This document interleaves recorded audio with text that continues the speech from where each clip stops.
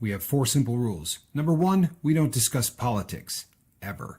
Number 2, this is not a religious channel, and while you might hear people say, God bless you, or I'm going to pray for you, or I wouldn't have gotten through this without my faith, that's fine. What's not fine is to say, my God is better than your God, or here's why you're not getting into heaven. It's not going to fly. Number 3, we believe wholeheartedly if you can't control your tongue, then you can't control your life. So while on board, there's not going to be any cursing in the live chat, period. And number 4, there is no room for mean people on the lifeboat. Because we discuss very sensitive things from people's past in our group setting, we got to protect those people. The only way they feel confident and comfortable discussing those things is in an environment that is free of trolls and mean people. So if you're a mean person or you're a troll, we're going to block you for life. And if your account happens to be less than 24 hours old, we're probably a little suspicious right from the word go. Why? Well, because there are people in this world who enjoy being cruel solely for the sake of being cruel. It's not going to fly here. But if you're here because you're trying to get sober and live your best life, then you might find that the lifeboat is just that, a lifeboat. I'm Captain Tommy Scoville, and we will see you on deck.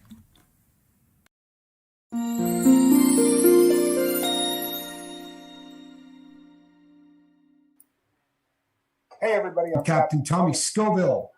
You're on the lifeboat. I want to thank everybody for popping in. Looks like we got a decent crowd starting this evening. I like it. I want to thank everybody, and a special shout out to my partner Mark for pinch hitting last night and doing a great job. It's always nice when you can get your head right and take a day off. That was a beautiful thing, and I ended up going back and watching it actually more than once, which is rare for me, as I don't watch myself very often, but it's cool to be able to watch the lifeboat and sort of get involved that way. So that's cool. Tonight, the subject matter, oddly enough, I went back through and started looking at just titles of all of the videos that we've done on the lifeboat, and been doing this for a long time. You know, there's hundreds. I think we're 300 and some odd videos, and yet nowhere did I find the title having anything to do with self-esteem, which is somewhat remarkable if you think about it, because it is such a huge thing on, having to do with sobriety.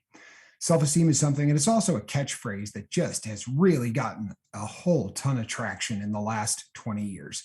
The number of power outage, the number of books that have been written about self-esteem and what it means, it has become one of those things that everyone is expected to have some kind of handle on self-esteem and what it means to them. And truthfully, it means a lot of different things to a lot of different people. But in sobriety, this is a challenge, and the timing, I think, is good. Not last night, but the night before. The last time that I spoke here, we talked about sort of the hangover, no pun intended, that you get after you first get sober. You ride that initial wave of feeling pretty good about yourself, and you get really excited. If your substance of choice was alcohol, and you wake up for 7 or 8 days or 10 days without a hangover, or if your drug of choice is something that was illicit and you go a couple of weeks without the chase, you get this unbelievable feeling of accomplishment. And it's one of those things that everyone in sobriety goes through. Then it goes away, and you're kind of left with this feeling of, well, now what? And there are a lot of different ways that this affects the person who's new to sobriety when it comes to their self-esteem. Because when you're in active addiction, self-esteem is a non-issue, because self-esteem is so closely tied to other emotions that quite simply are put to bed when you're using on a day-to-day basis. So once you get sober, once you remove the chemical process of your life, you have to take a look at self-esteem as it applies to you, probably for the first time for a lot of people in a very, very long time. And it's very easy to sort of fall into some traps when it comes to what this means in sobriety. One of the reasons that the gentleman that really helped me in my walk when I first got sober. One of the reasons that he hammered home the page 3 versus page 2 thing is because very often, and if you're new to the lifeboat, that refers to who you were when you were in active addiction versus who you want to be. And for me, as an example, there was nothing that I could draw self-esteem from on the page 2 part of my life. I mean, my ability to speak, maybe, a couple of things that I considered skills. But in terms of what I did to earn self-esteem, there just wasn't anything there. So one of the things that was pivotal for me was to start that new persona on day one, starting the new page 3 Tommy day one, and concentrating on that, because that new creation, that new person that I was becoming, was the first time ever that I had something to really feel self-esteem about. And there is some really important aspects to feeling self-esteem right out of the gate, because if you don't, it's one of the things that can drive you back. The automatic negative thoughts, the ants that we talk about that crawl all over the brain when you first start to feel that honeymoon period coming to an end. When you start to really question your own self-worth, it becomes quite easy to let those automatic negative thoughts, excuse me, try to talk you in to going back and using. It's the screw it kind of phenomenon. Screw it. I feel like a loser. This isn't a feeling I like. And you try to get rid of that feeling with the use of chemicals or alcohol or whatever your previous substance of choice was. So another thing that comes in very handy, people, and I know that for some people this just seems so foreign, but when you first get sober, putting a pencil to a piece of paper as often as possible does wonders for who you are. Start off the day, you get up in the morning and you journal. And whenever I advise people on this, they say, you know what, I have no idea, what to write. I've never done any journaling. People, there's not a wrong and a right way to journal. There really isn't. What you're doing is just taking the thoughts that are in your head. And we've talked about this many times. We get about 60,000 of them a day. To take them out of your head and put them onto the paper is really all you're looking for, is to get those thoughts out. And then at the end of the day, do the same thing. But if what you do at the end of the day is to evaluate how you did as this new creature, as this new creation, was I hitting the goals in terms of who I want to be? A really crazy thing happens, and you will begin to develop self-esteem based on the new creation, not on who you were and how you feel and all of those things, because feelings, and we've talked about this ad nauseum here on the channel, but feelings are going to be off of the charts. For the first couple of months that you're sober, they're not going to be normal. They're not even in the ballpark of normal. You are going to be on hyperdrive mode when it comes to all things emotion. So if you allow those things to run wild, the automatic negative thoughts are going to tell you that you're a loser. I promise you they are. You have to set up your life in such a way to reinforce what it is it means to be sober. So for me, and how I did it with the assistance of my friend Q, was to list all of the attributes I wanted to be. I listed what it would mean to have self-esteem. I mean, that wasn't the assignment, but that's exactly what it turned out to be. He said, write down the characteristics that you want to define the new you. Well, most people aren't going to make a list of attributes that would hurt your self-esteem. Most people are going to write down a list of attributes that would make you feel very good about yourself if you could keep to them. I've said this many times before. The first thing I wrote on my sheet was honesty. I wanted to stop lying, because lying was the defining characteristic of the previous decades upon decades of my life. In order to maintain a heroin addiction, you have to lie to everybody. And that's what I did. So at the end of each day, when I sat down and I journaled and I took a look at how I did, the first question I asked myself was, did you BS anyone today? Did you lie about anything today to anyone? And if that answer at the end of each day was no, I didn't. I was honest to every single person in my life today about whatever came up. I was honest. It may seem very insignificant, people, but what it is a brick. It's one brick that you begin to lay in a wall that is going to become the self-esteem that carries you through this entire process. a process that's not a sprint, not a marathon, but the rest of your life. You have to continually add brick by brick by brick. And if your self-esteem is waning, some really big traps are on the way.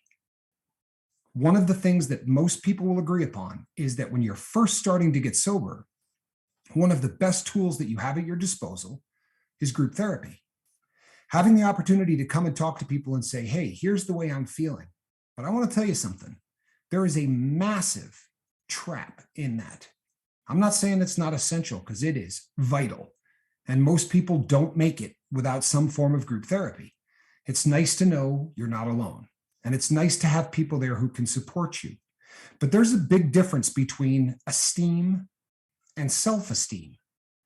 Self-esteem is how you feel about who you are, right? It's the man in the mirror. And what happens very often is when we start having a bad day, we show up in a group therapy session and we tell people that we don't feel very good about ourselves. And more often than not, what's going to happen is that group is going to do everything within its power to lift you up. They're going to tell you you're a good person. They're going to tell you that, you have value, that you're an essential person, and that your society is better with you in it. We're happy to have you in this group. All of these things that get reinforced. Unfortunately, it has the potential to make it so that, as opposed to developing self-esteem, where you can feel good about yourself, you come to rely on the esteem of others. This is a dangerous, dangerous road to go down. We get to a point where if we're going to be okay, well, then 4 or 5 times a day, we need someone to tell us that we're good. 4 or 5 times a day, we need someone to tell us that we have value. People, that's never going to fly. Number one, people are going to get tired of doing it. That's human nature. They don't want to be the catalyst that keeps your self-esteem or esteem going. And there are going to be days where you just plain can't get a hold of people, or days where when you get there, they're having one of those days too. And as opposed to being able to take the time to tell you what a great person you are and how much value you have, they're going to need that from somebody. People, it is essential that through the process of getting sober, you learn to rely on yourself. Group therapy is not meant to take over things like self-esteem, self-value, self-worth. It's not what they're for. And unfortunately, it happens all the time. To anyone who has gone to plenty of group therapy sessions, you usually have a couple of people in there that definitely come to rely on the group. And this is why you see individuals who go to 6 meetings a day. It's better than using drugs. Make no mistake. It's better than getting drunk every day. But if you handle the process correctly, then it isn't necessary. Group therapy is not a way to reinforce esteem so that you feel good about yourself. It's not really what it's designed to do. It's designed for perspective more than everything else. It's designed so that when you come there and you say, hey, you know what, I'm really having a good day. A bad day rather. There are people who are going to say, hey, you know what, you're a good person. This is a speed bump. What is it that's ailing you? Well, they told me I can't go to college because I'm a convict. Well, it's not the only college in the entire world, Tommy. It's not the only school that can take you. And maybe the powers above have determined that that's not where you ought to be. Maybe the powers above think that you should be in a different school because there's somebody that needs to hear what you have to say, and that person is in that school. Perspective. Then you walk away from that and you go, yeah, they're right. Group therapy has an amazing way of taking the problems in your life and putting them into a different format. When you hear other people articulate the things that you should be thinking, but aren't, really amazing things tend to happen. But if you're showing up so that people can tell you you're a good person, you're going to get back on the train. You're going to get high. You're going to get drunk, whatever it is your previous drug of choice was, because I promise you, the people there are going to lose interest. If they're reaching out to help you because you're in a bad place, they'll do it till the end of time. But if you end up using it as a way to get your ego massaged so that on a day-to-day basis you can feel good about yourself, that has a shelf life that's pretty thin. So as you start to go forward, you have to evaluate and say to yourself, how am I going to end up Feeling good about who I am. Well, let's be honest. The lifestyle that most of us led while in active addiction doesn't lend itself to feeling good about who you are. So let's not concentrate on that, truthfully, because it's not going to do you any good, right? Own your past and then get through it. So you could sit there and say, logically as heck, you know something? There's not a lot to be proud of with the person that I was. So where do I start from? Well, I start from, I made a decision to end that.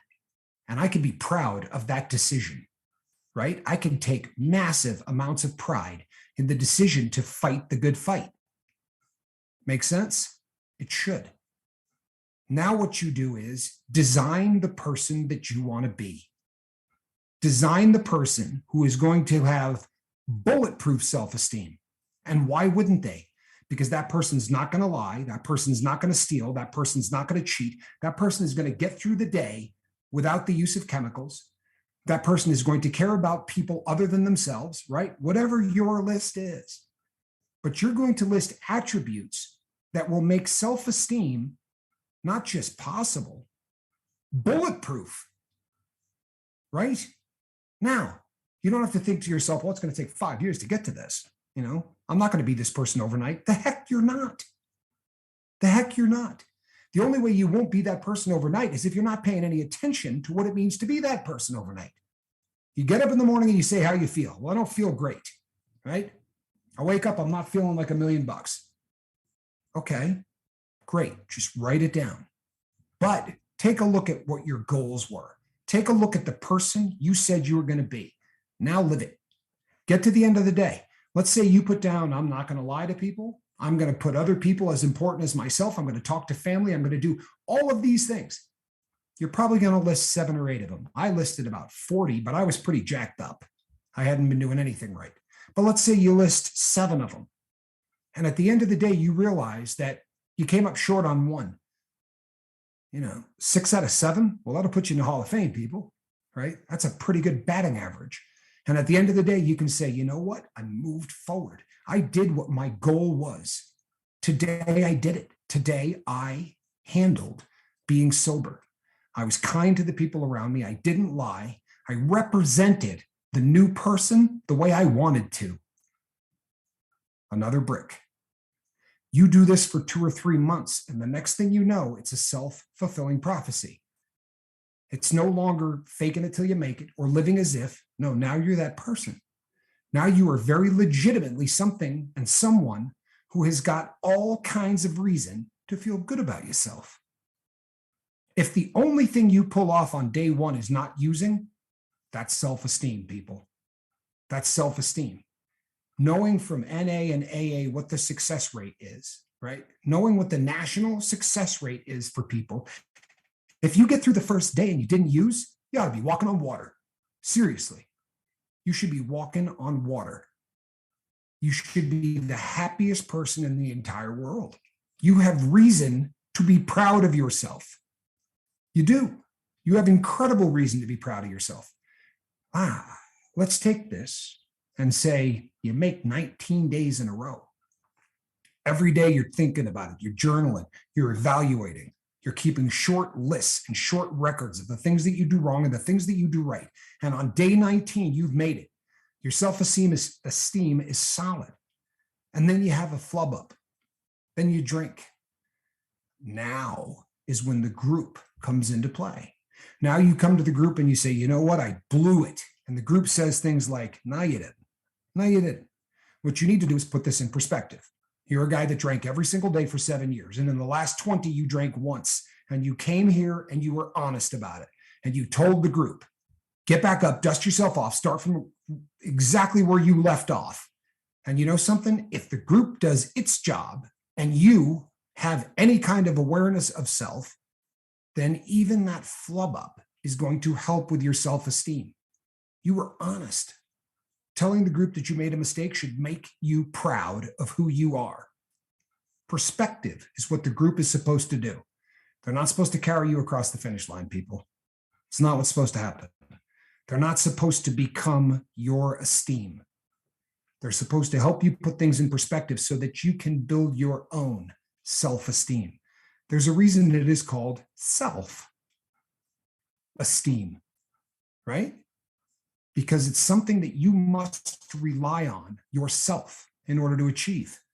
You cannot get self-esteem from others. You can be esteemed by your colleagues. You can be esteemed by the people in group. You can be esteemed by everybody on the boat. But I promise you, people, take this from somebody who talks to thousands of people, right? There's a little esteem comes our way. Mark will tell you the same thing. We get lovely text messages and we get emails and people say great stuff. We don't lose perspective. We're lucky. But we get a lot of esteem that people send our way. And I appreciate it. I really do. But when the light turns out, it doesn't do anything for you. It really doesn't. Unless you're a jackwagon and you buy into all of that stuff. And honestly, people, we don't. But if you don't buy into all of that crap and you don't read the press clippings, then at the end of the day, when you're feeling like this is a day that's getting to me, the only thing that's going to carry you across the finish line is you. Your self-esteem, the pride in what you're doing as a new creation can get you there. Now, we've talked about how there's the massive debate over whether you can do this for somebody else or you have to do it for yourself. People, it's semantics. If you're doing it for the people you love, they're a part of why you're staying sober. It doesn't mean you're not doing it for yourself. That encompasses who you are now, right? The ability and the desire to make the people around you proud becomes part of your personality. It becomes part of the new you. And when you make the people around you proud, it builds your self-esteem, right? And those are going to be the things that keep you from driving to the liquor store. Those are going to be the things that keep you from calling the dope man. It's not going to be people in a group setting who say, you're a good person. You're a good person. People like you. You're all right. That's not going to get you anywhere, people. Don't fall into the trap of needing other people to build esteem so that you can remain sober. It won't work. Plain and simple, it won't work. I mean, maybe short term, might get you through a couple of days. People, this is not a sprint. This is not a marathon. Say it with me.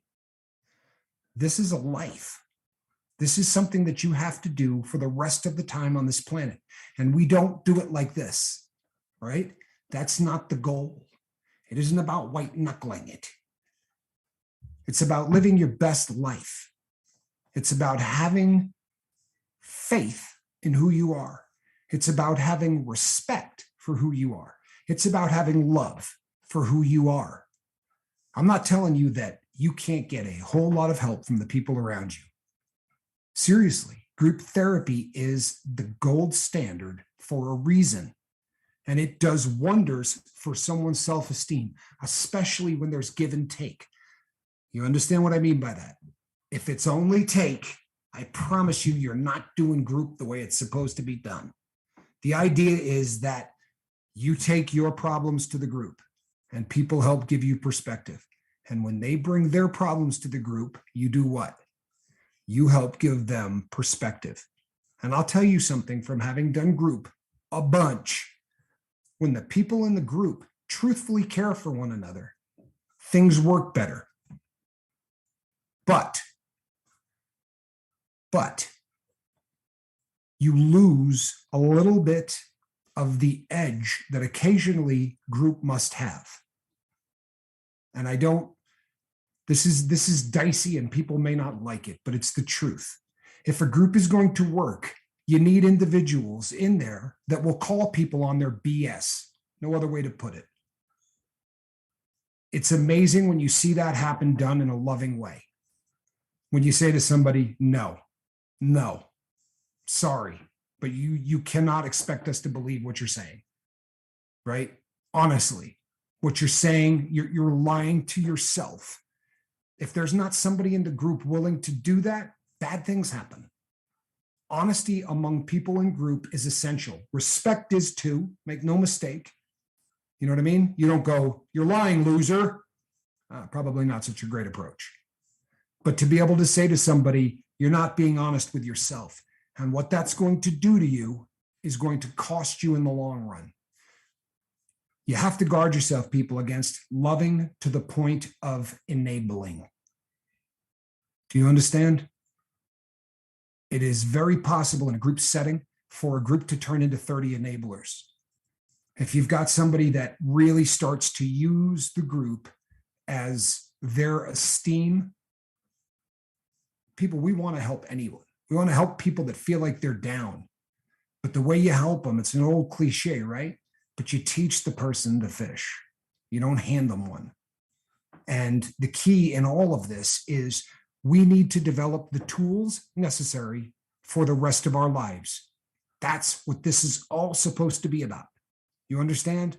This is about developing the tools we're going to use to get through the rainstorms, to get through the droughts, to get through all of the ugly things that are going to happen on this journey of ours. The better you get at it, the faster those really bad things are done. You know? And even people who've got 30 years of sobriety will find themselves needing to go to a group when the tools that they have seem inadequate. Did you get that? The reason that you head to group after you've got your bulletproof in your sobriety, man, I'm not going to use 30 years under my belt. I've overcome death. I've overcome divorce. I've overcome all of these things. And then one day something happens and you feel like I'm lost. Truthfully, I'm lost. That's when a group steps in and it becomes, for many, a power greater than themselves. It becomes a bunch of people who all can reason on your behalf. But make no mistake, people, if we don't teach everyone here and help teach everyone here how to be self-sufficient, we're injuring them. We're not helping them. So the title of today's lesson, and it's been uplifting, has it not? May sound like I'm being a downer, people. The bottom line is, truthfully, self-esteem is easy. It is. It's easy. It's easier to build self-esteem for us than it is for the rest of the world. Please tell me you get that. The rest of the world starts here. We're starting from scratch. You have the opportunity as a new, sober person to create what you want to be. How many people get that? Honestly, most of the time we're starting from scratch. We blew everything, right? We blew the money, we blew the wife, we blew the kids, we blew everything. It's all gone. For most people in recovery, we decimated our life. It may sound crazy, people, but that's a clean slate. That's the opportunity to say, here's why I did what I did. Here's the mistakes I made. It's never going to happen again. Here's what I want to be. You know, and you honestly, it may sound nuts, people, but think about it. It's almost an excuse to rewrite your life. We have the ultimate, I'm the new creation. The drugs are gone. We know, and I'm not making this up for the sake of a nice speech. The drugs made the decision for you. The drugs enabled you to do the dumbest things in the world. The drugs robbed a bank. I was stupid enough to go along with it. But those decisions were being made by opiates as much as they were being made by Tommy. So when I got an opportunity to design my new life and put down all of the things that I want to be, well, then all I got to do is live up to them for 8 hours. That's all I got to do. And at the end of that 8 hours, I'm not running into anybody else. I'm at home, the day's over, and I can say, I did it. I did it. The first day of being me, and I did it. I killed it. This does a couple of things, people. Not only does it help to build the self-esteem and to start to define who you're going to be in your new life, it is the canary in the coal mine that we were talking about 2 days ago. It is the signpost that says, yep, I'm going in the right direction, or I need some help. If you're not going in the right direction, people, guess what you do? You tell the group that you don't seem to be going in the right direction. You come to the group and say, you know what? Here's the person I want to be, but I found myself lying to my significant other. No reason to do it whatsoever, but the mindset, and people are going to give you advice, and they're going to tell you little anecdotes from when they were there, And you're going to come out of that group session and you're going to be stronger. It is going to push you in the direction that you need to go. Does this make sense? Do you understand what I'm saying? People, the group is a tool. It isn't the solution. You're the solution. The group is a tool that you use to get to where you're going. Short accounts and journal, journal, journal. Because when you take things from here and you put them down on paper, something happens. If you don't believe me, try it for 2 days. Try it for 2 days. And if you do this religiously for a month, you will have the opportunity to go back and look at where you have been. You will find things, honestly, you'll go, you know what's crazy? Every time X happens, I end up doing this. Every time Y happens, I end up going in the right direction. And you will see patterns develop that will teach you exactly what you need to do to be the creation you want to become. But if you're not writing it down, you're going to trust your memory. What happened last Tuesday that I acted like an idiot? I know I was angry and I went to group. It's not going to happen, people. It's not. It's not going to happen to people with great memories who have had their life in order perfectly for the last X number of years. But that ain't me. I spent decades jacking with my brain. So when you start and you're going through this process, take some notes. Watch the amazing things that will happen when you begin to journal. You want self-esteem? Write things down twice a day. I don't care if it's 3 sentences. The amazing thing, people, is that I remember being given this advice.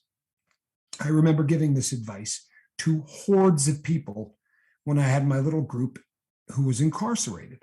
And it was very easy to check on people because they lived 6 inches away from you. Right? The cell, you can literally reach out and touch the next one. You know, if somebody lived a long way away, they were 200 feet down the tier. And I could go down and say, hey, how you doing? Hey, are you journaling? And these people would say, you know what? I got high the other day. All right, good. Bust out your journal. Let's figure out what happened. Let's take a look at your journal because it's going to tell us exactly. You can read that journal and I'll tell you when you screwed up. I will show you where the relapse started. And the person said, well, I haven't actually been writing things down. Well, that's where it started. Yeah, that would have been it. People, if this is important enough to show up here every day, it's important enough to journal. You want your life to change. Write things down. Do it. Do it for a week. Watch what happens. And if at the end of that week you go, Tommy, you're an idiot. Nothing changed in my life, go ahead. And at that point, blow it off. I guess I was wrong in your case. It'll be a first. I promise you. Everyone I've ever seen that journaled was happy that they did it. I'm not saying you got to do it for the rest of your life, people. But if you're trying to build self-esteem, this is the way to do it. And it is a beautiful way to see whether or not you are in relapse or you are in recovery, because it's going to be one or the other, right? You're either on a good place or you're in a bad place. It's one or the other. How do you figure that out? Well, you could take a searching moral inventory every single night, or you could just write these things down and it will become very, very apparent. And that, people, is my stance on self-esteem. And I'll be honest with you, you probably assume because I sit in front of a camera and I could talk to you for an hour that my self-esteem is bulletproof. It's not. It's not. I work on it. It's something that I work on all the time. How? Exactly how I just told you. For real. This is, if I live up to the goals that I've set out, if I have achieved what I want to be today, at the end of today, that'll be another brick in the wall, right? Of my self-esteem. And I will be a stronger animal moving forward in this whole sobriety thing. But today I got through an appointment at the Department of Motor Vehicles. You have to make an appointment in this state before you go. My appointment was for 12:30. I thought I would be an ace and show up a little early, make sure that everything went smooth. So by the time I got to the window, because even with an appointment, you got to wait online, which I did. And when I got to the window, I was only 4 minutes late, right? 12:34. Then they give you another number. And the woman said, I want to apologize in advance because that number is probably about an hour behind. I said, beautiful. It's okay. It wasn't an hour, people. But I got through that entire ordeal without cursing, body slamming anybody, making any death threats. So at the end of today, I promise you, when I look back over, I'm going to go, it is really an act of God that I got through the Department of Motor Vehicles as well as I did. And it's going to be another brick because I was successful using the tools that we talk about to get through this. Not an easy day in any way. Today was not an easy day, but I'm proud of how I got through it. And then when I write it down, as I start feeling like a jackwagon later in the week for how I've done things, I can look back at the DMV day and go, what did I do differently that day? And I promise you, the way I journal it, I'm going to write it down. Give it a try. On the other side of the glass is Mr. Mark Wages. We're both here on the same day, which is always cool, right? Doesn't happen all the time, but it's always nice when we're here on the same day. Mark, how do you feel? I'm feeling better. Starting to feel a Good. little bit better. I like it. Yep, starting to get a little bit of energy back, able to get around. There in the height of it, I couldn't even hardly walk across the house without losing my breath. It was Doesn't surprise me. yeah. I mean, I know a lot of people go through that with this. It's something that's pretty common, but yeah, I'm doing good as far as physical, and my mental status is better than what it was, and I have to say it's because I'm back to doing this. You know, I fight a lot of stuff in the winter, guys. I really do, and I've explained that already. And yeah, and doing things like this just kind of brings it, brings you back out of it. If you're not, it's kind of crazy because you got to really live your life. And in order to live your life, you have to live. You have to go do something. You can't just sit there and wait for either good or bad things to happen. You got to go make it happen for yourself. Whatever that may be. Now, that could be listening to some good advice that somebody else has given. It could be a whole lot of different things, but you really do need to go after that. And, Tommy talked a lot about the journaling, and, he said everything that needed said there. That is definitely something that I would encourage everybody to do, even though it, like he said, it sounds like, just really, why?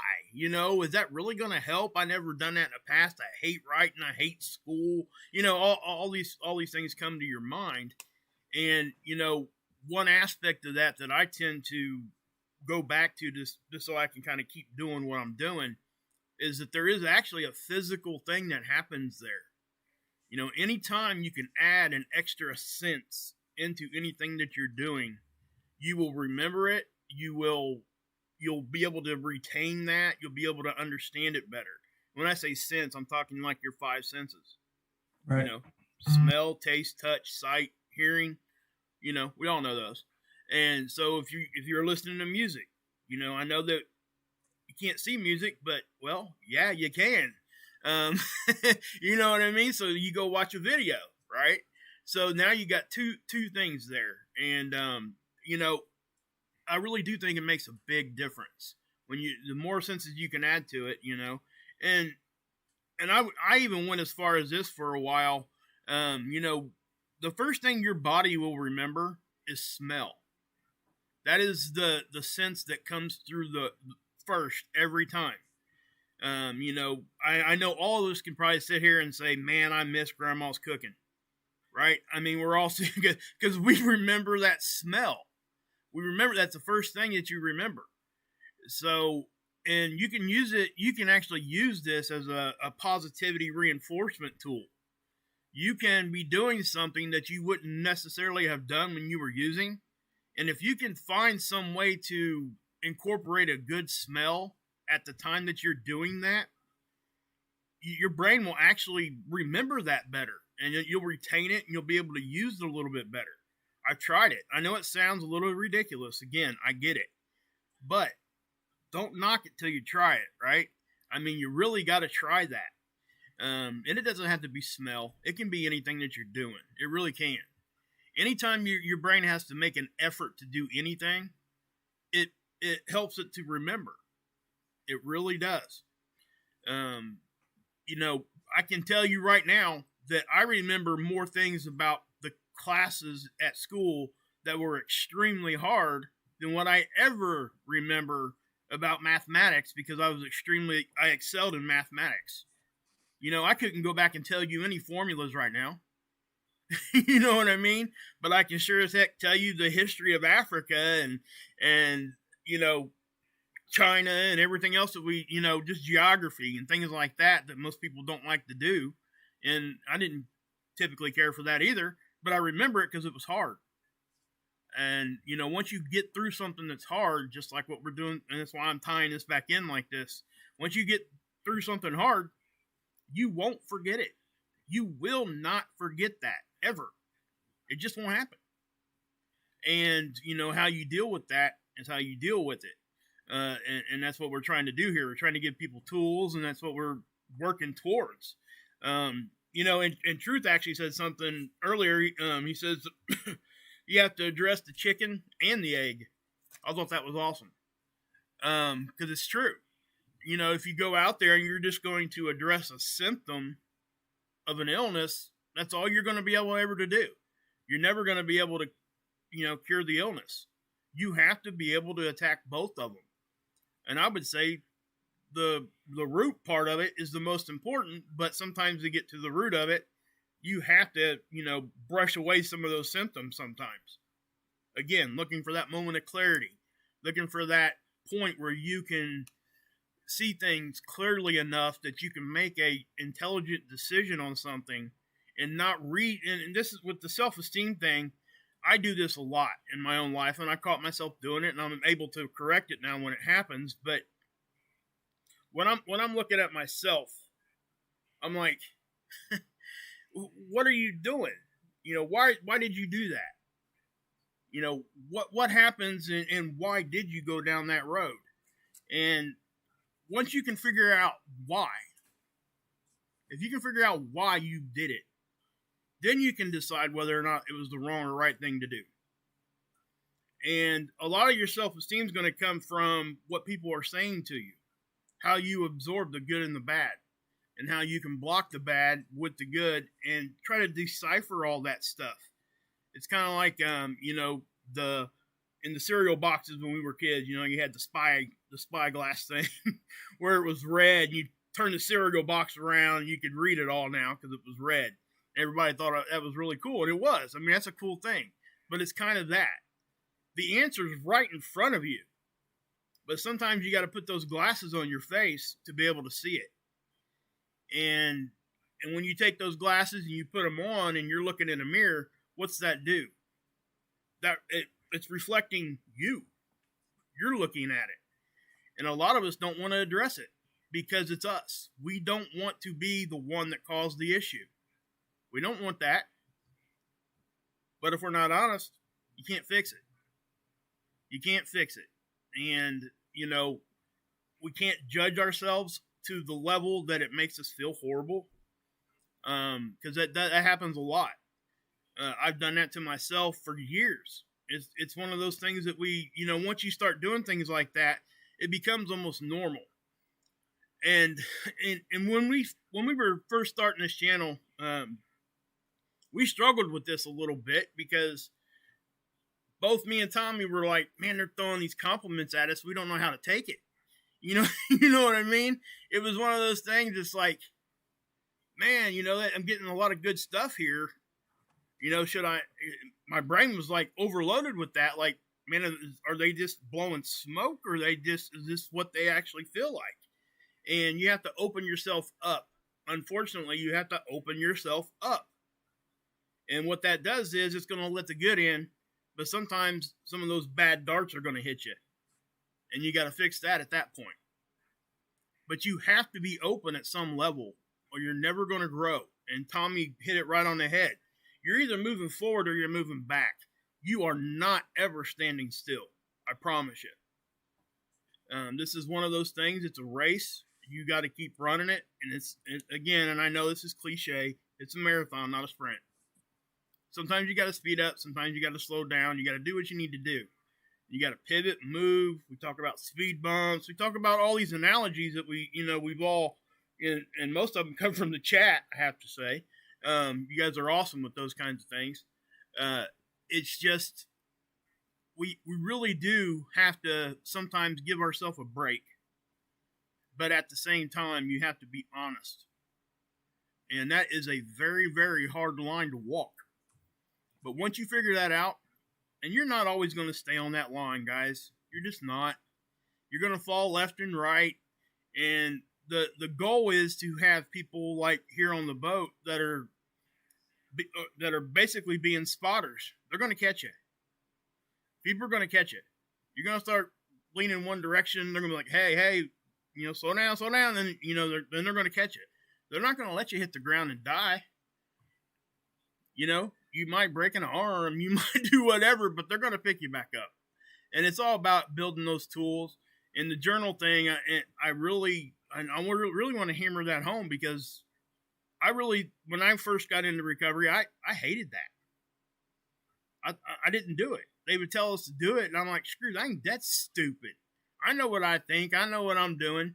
But the second I went ahead and let my guard down for a minute and did it, I immediately got something from it. And it is, like Tommy said, it's very interesting to be able to go back. Because date your journal, okay? That's one thing I would say. Date it. That way you can go back and see how much you've progressed or even regressed in some areas. And you can address these things. And, but yeah, I just think that this is I'm with Tommy here. I can't believe we haven't talked about this before. This is a big one, honestly. I don't know where we missed this one at. I mean, but if you think about it, guys, self-esteem plays into almost everything else that we talk about, because you have to have a little bit of something there to be able to even want to do what we're doing in recovery. Yet there has to be a little something there, or at least somebody telling you, hey, there's something there. I can see it. You might not be able to see it right now. Trust me, whatever it takes, get that moment of clarity. Sometimes your moment of clarity can come from somebody else's mouth. And a lot of times it really does. Sometimes, like we talked before, Albert on Little House on the Prairie, it has to get a little bit in your face. But there it is, So, yeah, I mean, I really do think, and I have to say, I'm really surprised that we really hadn't talked about this like this yet. This is when you shot that topic over to me, I was like, man, I know we've had to have talked about that before. That's okay if we have. We could talk about it again. And then I never did go back and look on the channel, but you did. And when you said that, I was like, man, we really didn't. I was like, wow. But yeah, so that's my little spiel. Yep, it really is. It's kind of wild. Anytime I have talked about journaling ever, I get more pushback on this from people than I get on anything else. And I get it. I really do. I mean, I get it. There are people for whom they feel that writing isn't a strong suit, or, I have found, this is just my opinion, nobody has to, trust me, no one has to agree with me on anything. But I have found that when you step outside of your comfort zone in sobriety, good things happen. Good things happen every single time you push yourself a little bit. And for most people, journaling is pushing yourself a little bit. It's not in most people's comfort zone. And the reason is our thoughts, when we keep them right in here, they're comfortable. When we put them down here and we have to read them, that becomes an uncomfortable thing for a lot of people. But it really is an amazing way. And you don't have to be good at it, people. There's no such thing as good or bad. Put 3 sentences. Seriously, put 3 sentences. Today I didn't lie. I was good at this, I was good at that, whatever. But when you start to do it, it's amazing the number of people who fought kicking and screaming, who now are, religious about it. You can go back and look at 3 or 4 years and they haven't missed a day. And it's, date it, gives you an opportunity. There are things that, and for me anyway, it's something that also helps with memory. You can look back. I did obviously much more of it when I was incarcerated, because I didn't have all of these other things going on in my life. But I can look back at world events, at things that happened. And when people talk about one that really sticks out is when that mass shooting happened in Vegas. I go back and I read the thoughts, that I had that day, which didn't have anything to do with what was going on in my life. It was what was happening in the world, because it kind of it really brought emotions out in me. And I go back and read it and I'm there. I mean, it's like it is a different kind of memory. It is so ingrained, and it is such a part of that whole time of my life that, yeah, there are people who aren't going to like it. Give it a try, people. Indulge me. Give it a try. Give it a couple of days. If you don't like it, quit. But you got nothing to lose. Truthfully, you got nothing to lose. As I said, people, there have been many days here on the lifeboat where you look out over the crew, and it almost looks like a reunion. You see people that you haven't seen in a long time, and it sort of has that feel of old friends that are getting back together. And a lot of people have sent direct messages and emails talking about how that's something that they're really enjoying. So it's nice to see that some of the people have meandered back to the boat. It's great to see all of you people. We are coming up right here on the top of the hour. Time flies when you're having fun. Yeah. So I want to thank everybody for tuning in. There's always something else you could be doing.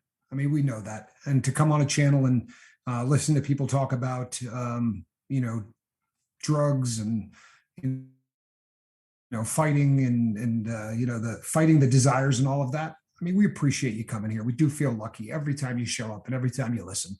We never lose sight of that. So we really do appreciate you showing up. And people, between now and the next time that we get together, reach out and try to save somebody. It's what we do.